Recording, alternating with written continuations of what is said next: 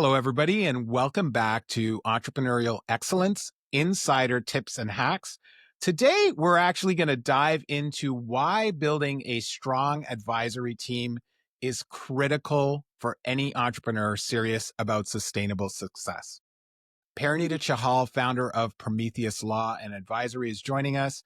Parineeta is a seasoned legal practitioner specializing in business and startup law, and she's known for helping entrepreneurs and growth stage companies make smart strategic decisions.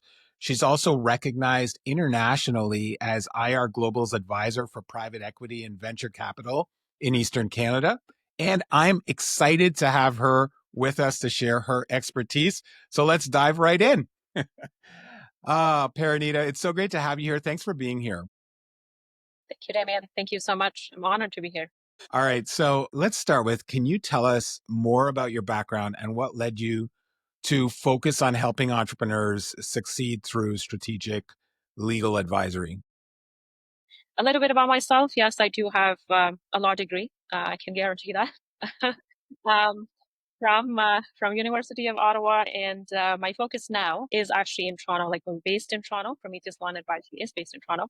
We focus mainly on business, commercial, corporate law, startup law, investment law. So a lot of different things come under all of that, but now also blockchain law, which is something that I'm very interested in personally. And I also actually have a background in my background otherwise is pure sciences, which is biochemistry and molecular genetics, like honors thesis and all that. So I love learning. I love learning about everything that I'm interested in. So I think that helps me. That helps me guide my clients, helps me understand where my clients are coming from. And I think having like a more open-minded approach to a lot of problems can lead to creating creative solutions for them. Now, a little bit about Prometheus Law and Advisory, founded in May of 2023. We're coming up to 2 years. Prior to that, I was in a partnership, went well, and my former business partner decided to become an entrepreneur and startup founder himself. So again, one of my clients for my profile purposes.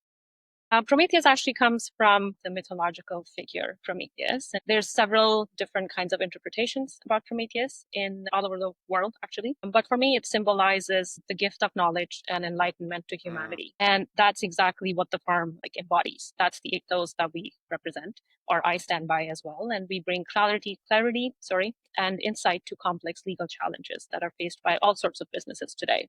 Now, we don't just offer legal services. We strive to become strategic partners to growth-minded businesses. And what we bring really is a rare combination. It's deep legal acumen, obviously, but business sensibility, client-first ethos, and all of that actually comes from a place where I don't want my clients paying for my overhead or my firm's overhead. So that's also a focus. And whether it's a startup it's trying to set up fundraising, IP, compliance, contracts, whatever it may be, entering into all sorts of relationships with different parties, I'm here, happy to help them. And so is Prometheus.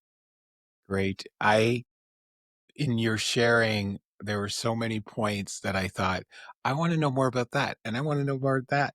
And I had no idea that she did that. So we're not going to have time for me to ask all those questions in this little short split, but you're going to have to come back to my podcast and have a longer conversation with me. For sure. And, one thing that I will say about what you shared in your introduction is, and I've shared this with you, so this is really for our listeners, is that you practice law unlike any other business lawyer I've ever encountered. And I am so grateful to have had you appear in my life, not only for my businesses, but that I'm able to connect you with people who could use your service, not only your services, but your approach. And so I just really want to acknowledge you for creating a practice that is unique in a field that, there's lots of people doing it. Lawyers been around for a really long time. But what you created is really unique. So that's really admirable. Thank you. Thank you for that. You're welcome. All right. So today, you and I talked about what are we going to talk about this episode? We're going to talk about an advisory teams, right? So why is having an advisory team essential for entrepreneurs, especially in today's business climate, which is, I think it's probably the most turbulent business climate that we've had in decades. So why is an advisory team important now? So I think the easiest way right now to describe it would be, okay, picture this. Let's say you yourself being an entrepreneur, you're the captain of a sleek modern sailboat. You're very ambitious, determined, you're ready to chart new waters and do all that you're looking to do. But it's not just any sea, right? It's today's business climate. It's not just the traditional models that we're all used to, and everything that worked in the past probably doesn't work anymore. Or we also need to keep moving with the time. Now the winds are shifting faster than ever, and there's digital storms on the horizon. AI is becoming very, very relevant and very, very, and it's just popping up overnight. Things are changing overnight. Yeah. And you have a compass as an entrepreneur. Everybody has a compass, and it can only work if you know how to read it, right? So that's where advisors will come in. Advisors will help you navigate those waters or those storms, or help you understand or read your compass. Yeah. Because you as an entrepreneur cannot be doing everything that's out there, because people have built specialized knowledge, specific knowledge, expertise in certain areas, and they know what comes with a certain kind of storm, let's say, or how somebody can deal with a certain kind of storm or challenge. Now, yes, there you will find a lot of YouTube tutorials on different kinds of things and questions out there, but I'm not saying that people don't have valuable gems out there. Certain people do. Certain challenges, certain channels are quite helpful, actually. But when it comes down to dealing with very specific challenges, you do need somebody who can give you guidance focused on your particular circumstances as well. So what I'm trying to say is you need to find a set of advisors or your own advisory team. You need to build a trusted team of advisors so that anytime anything happens, any kind of challenge arises, at least in the back of your mind, you know that you will find a way. It's not to say that, yes, they will always have an answer for you, but at least you will have a support system, a solid support system that will help you navigate anything that comes your way. And I think that's huge. That's huge in terms of if you have good backing and moral support, I think you can achieve anything. So then that's absolutely, I couldn't agree more. So then if we now make the decision and we say, okay, I'm an entrepreneur and I recognize that I can't be an expert in all things and I am going to need to have people who advise me, what key roles should entrepreneurs consider when they're assembling this advisory team? Right. Now, think of your business, or yourself, or any entrepreneur can think of their business like it's not a solo sport. It's like building a rocket, let's say, right? Stakes are high, things move fast, change fast. And obviously, success depends on not just you knowing what you're looking to do or what your compass is, at the end of the day, or what your true north, let me put it that way, is. But it also comes down to your advisory team having not just smart people, but the right people in the right seats. Right. You'll come across a lot of brilliant, intelligent people in this world, but if they are not using their knowledge, it's not going to be helpful for you or for themselves even. Now, some key roles that I always recommend clients having, or any entrepreneurs out there having, is financial strategy. So you need a financial strategist. Now, that could be somebody from the background of former CFO somewhere, or someone who's just a management professional, somebody maybe come from the accounting background. It could look different for you based on your circumstances and the industry you're in, but somebody who has expertise in that area to guide you through financial calls and crises and crashes and whatnot, and help you navigate that side. Next, I would say, is to have a mentor in your own industry, like within your own industry. I don't know if this is very popular, but people always say, to become something, learn from the best in your industry. And I agree with that, because they can guide you in terms of what not to do and how to deal with certain things. And it just saves you a lot of time. You don't have to reinvent the wheel every time.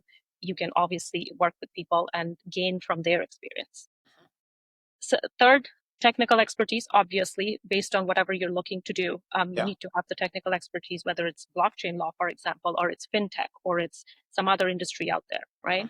Not going to talk more about that, because obviously as an entrepreneur, you understand what technical expertise is required for your business. Branding and growth strategy is another one that people tend to just put under marketing, but I feel like they can be separated, and it could be, considered separately. People need to know you and what you're looking to do. So if you can't communicate that well or put it out there very well, then I think you're not going to be very useful in terms of being an entrepreneur, because you could have the most brilliant idea, but if you're not able to communicate it to the world and put it out there as to how it's useful for people, I'm not sure if your startup is going to Right. make what it's looking to do. Yeah. The last one is not the sexiest title, but it is the legal and, risk advisor. Now, again, different industries have different kinds of risks attached to them or have different kinds of compliance matters that need to be dealt with.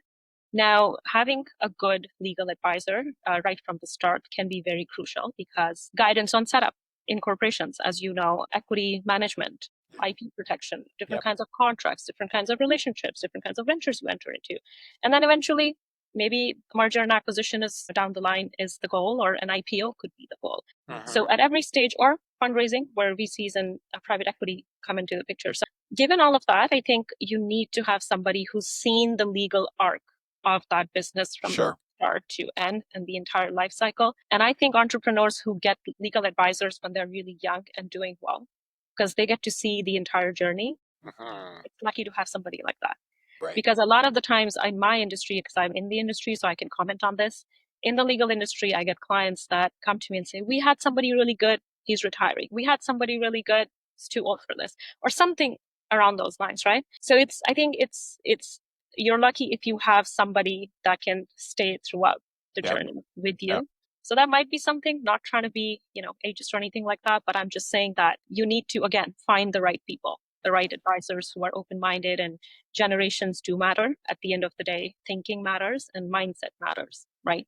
So if you can bring somebody on who's young yet experienced, credible, knowledgeable, and can help you out, then yeah, that is the way to go. It's a reality. I mean, I connected you with a client of mine who's talking about a lawyer that's getting ready to retire. So it happens. All right, I'm mindful of time given that these are short. These are short episodes. All right, quickly, give me 3 steps that entrepreneurs should take to build this advisory team. What's the first thing they should do? Define what you need, not just who you know. Don't Okay. go to the next lawyer. I have a friend, he's a lawyer, let me talk to this person. No, Yes. that also happens a lot. I know an accountant does taxes, let me just talk. No, you need to see what is it that you really need based Yep. on what you're looking to do and Yep. not just who you know. Okay. And seek out very mission aligned advisors. If they don't understand your mission, they don't understand your business, they don't understand your compass, they will not be able to read it and Yep. guide you along All the way. right.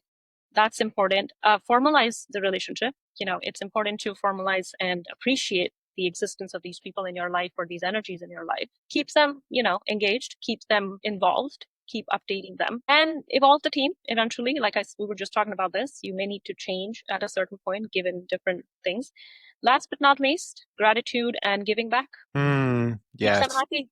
Keep them Yeah. happy, Yeah. not just because they're useful to you for a certain period of time, but it's just how I think that's the most important piece people forget. And I think you can comment more on that because energies have to align.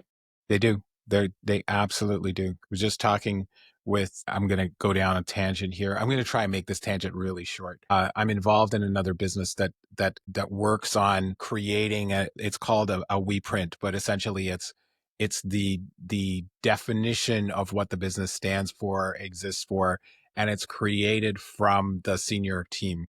And I was just talking with my business partner yesterday about what happens when you remove a significant portion of the senior team. What happens if you took out a third of the senior team? And she said, well, we would need to redo that aspect of it so that the company takes a different shape. I said, well, it's really interesting that you say that because then we probably need to develop a new product that goes into the hiring process because you can't just assume that you're going to hire somebody and drop them into a senior role in an organization. They're just going to adopt the corporate ethos and that it's going to continue to operate the same way. That's all energy. That's all, it Yeah, all goes together. So yeah, 100% that, that needs to be the case. All right, you guys, you got an extra long episode. That I did. consider I'm that sorry. that's okay. Nothing to apologize for. You got like tons of stuff in this episode. So just a quick recap. You want to understand the strategic value that this strong advisory team brings. That's the first thing to just think about. You can't do this on your own. The second thing is you want to identify and include these key roles that are tailored to your particular growth journey, and every business is different. So there's aspects that Parineeta talked about that are common to some of us, but that are unique to others. And then finally, you want to take this action to early in your time, not waiting until you're in crisis. So take the action early to build, to maintain these relationships that are going to support you in the long term. So we could talk so much more, and we're going to have to do another episode on a different thing because this one's way too short for what I want to talk to you about. So thank you for sharing your insights today. And thank all of you for joining us on Entrepreneurial Excellence, insider tips and hacks. Stay tuned for practical strategies to help build your freedom driven business. And I look forward to seeing you back here. Parineeta, thanks again. Thank you so much, Damian. Thank you again. All right. Bye, everyone. See you soon.